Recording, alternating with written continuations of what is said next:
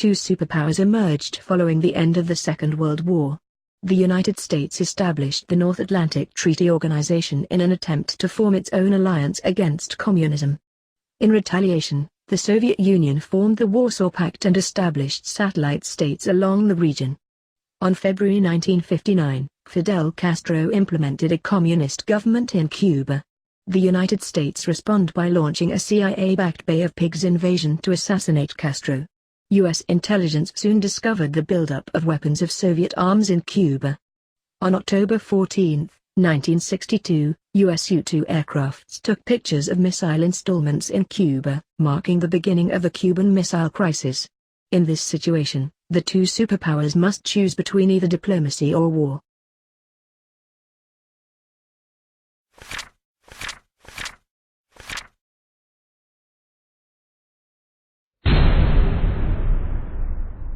On October 22, 1962, President John F. Kennedy ordered a live broadcast to deliver a message to the general public regarding the recent developments in Cuba.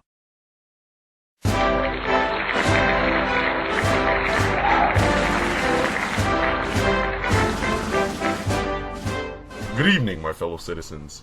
This government, as promised, has maintained the closest surveillance of the Soviet military buildup on the island of Cuba. Within the past week, unmistakably, evidence has established the fact that a series of offensive missile sites is now in preparation on that imprisoned island. The purposes of these bases can be none other than to provide a nuclear strike capability against the Western Hemisphere. The characteristics of the new missile sites indicate two distinct types of installations. Several of them include medium-range ballistic missiles capable of carrying a nuclear warhead for a distance of more than 1,000 nautical miles. Each of these missiles, in short, is capable of striking Washington, D.C., the Panama Canal, Cape Canaveral, Mexico City, or any other city in the southeastern part of the United States, in Central America, or in the Caribbean area. Acting therefore in the defense of our own security and the entire Western Hemisphere, and under the authority entrusted to me by the Constitution, as endorsed by the resolution of Congress, I have directed the following initial steps be taken immediately.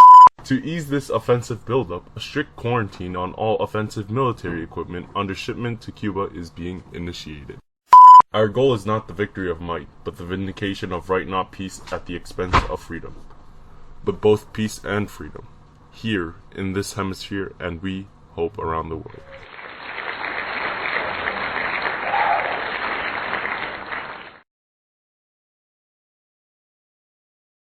I have asked for an emergency meeting of the Security Council to bring to the attention of a grave threat to the Western Hemisphere and to the peace of the world. Last night, the President of the United States reported the recent alarming military developments in Cuba. The time has come for this council to decide whether to make a serious attempt to bring peace to the world or let the United Nations stand idly and let the plan of aggression unfold. We remain committed to the principles of the United Nations, and we intend to defend them. The crucial fact is that Cuba has given the Soviet Union a bridgehead and staging area in this hemisphere. If the United States and other nations of the Western Hemisphere should accept this phase of aggression, we will be lawless in the obligations to world peace. We will be acceptance of this new threat and invite aggression along the frontier. We have never came so close since the Second World War to a threat towards our vision of peace. I have faith in this council and hope holding the United Nations Charter and understanding our deliberations. Let it be remembered not as the day when the world came to the edge of nuclear war, but as the day when men resolved to let nothing thereafter stop them in the quest for peace. I should now like to make a statement in my capacity as a representative of the Union of Soviet Socialist Republics. We must remind ourselves of the countless internal affairs affiliated with the United States on the sovereign state of Cuba. The history of the Western Hemisphere for the last 150 years is centered around the big stick policy of the United States, and now the United States is attempting to apply this policy. The landing of additional United States troops has begun at the United States Guantanamo base in Cuban territory, and the United States Armed Forces are being placed in a state of combat readiness. In addressing the false accusations by the United States, the Soviet Union's position have been cleared at the start. The Soviet government has never sent and is not now sending offensive weapons of any kind to Cuba. The blockade launched by the United States is an initial challenge to the United Nations and Security Council. Following the unsuccessful diplomatic efforts by the U.S. and the Soviet Union, President John F. Kennedy and Premier Nikita Khrushchev to continue to exchange letters regarding the naval quarantine in hopes of avoiding a nuclear war. In a private letter, Fidel Castro urges Premier Khrushchev to initiate a nuclear strike if an American invasion were to take place. After further exchange of letters, it came to the conclusion that missiles will be removed from Cuba in exchange for lifting the quarantine and a plea that the U.S. will not invade Cuba. So they revised their original plan to include the removal of Jupiter missiles in Turkey? That's ridiculous. I can't agree with you more, Mr. President. I suggest we ignore the second message and just go about with the terms of the first message. It would be as if we had never received it. Simply removing the missiles from Turkey is a sign of weakness. There are news that an American U-2 spy plane was shot down in Cuba. We are preparing for a full-scale invasion on the island within days if diplomatic resolution is not met. I knew from the beginning that the Soviets cannot be negotiated with. We should have gone with the airstrikes from the beginning.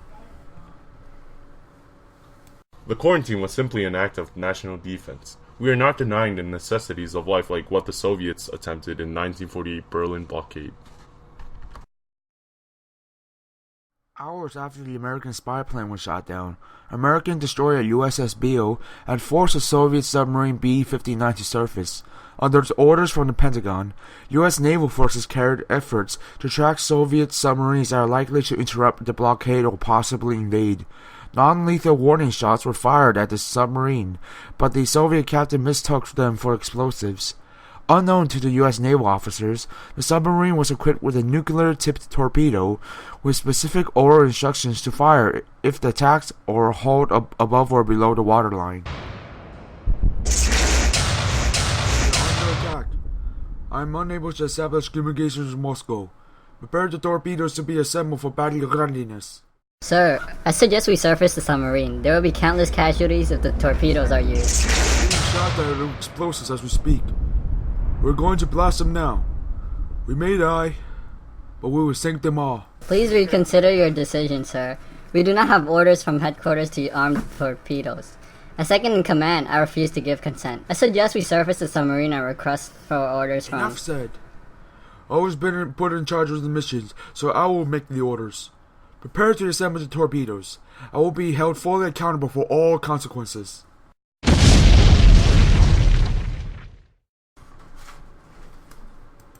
Mr. President, we received news that there was an attack on the USS Beale. The enemy submarine appears to be equipped with nuclear-tipped torpedoes. There were casualties on both sides. The specific number is still unknown. Unfortunately, our destroyer ship has sunk. This is outrageous. I thought we have negotiations arranged. It appears of right now things have changed. Be prepared for a full-scale invasion on Cuba. Have the Jupiter missiles in Turkey on standby. We are prepared for a nuclear war in the worst situation. I will inform the general public immediately.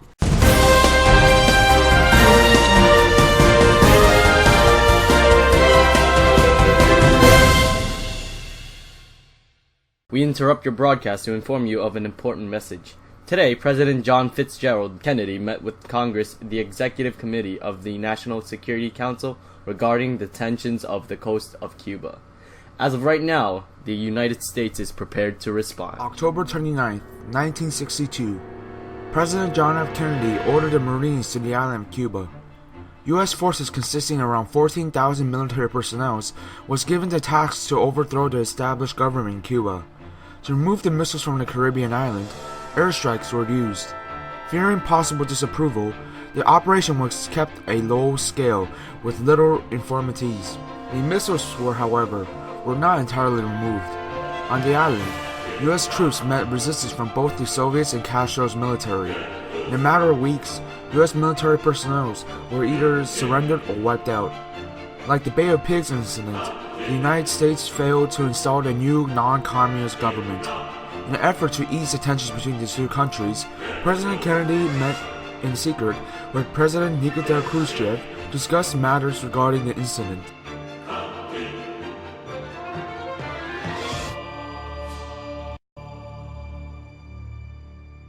So how the hell are we gonna put an end to this bullshit? The last we want is nukes exploding everywhere and people dying. Something's gotta happen. Your turn. So if you win, we will withdraw our missiles. But if I win, you will withdraw yours. Yes. I guess we will call it a stalemate. We will remove our missiles from Cuba, and in exchange, you will remove your missiles from Turkey. I guess this is what it comes to. So we friends? Hell no, you dirty communist.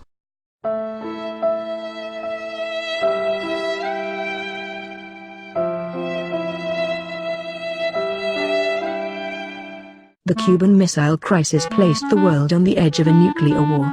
Because of the stupidity of events that took place and the poor decision-making body, an agreement was made between the Soviet Union and the United States to conceal a majority of the events from the public. In doing so, the two nations maintained their image and avoid public uproar. No written records were kept documenting the event like the second US invasion of Cuba or the private meeting between the two leaders. To this day, we remember the Cuban Missile Crisis as the 13-day period where the world was on the brink of nuclear war, dismissing the fact that nukes were actually exchanged.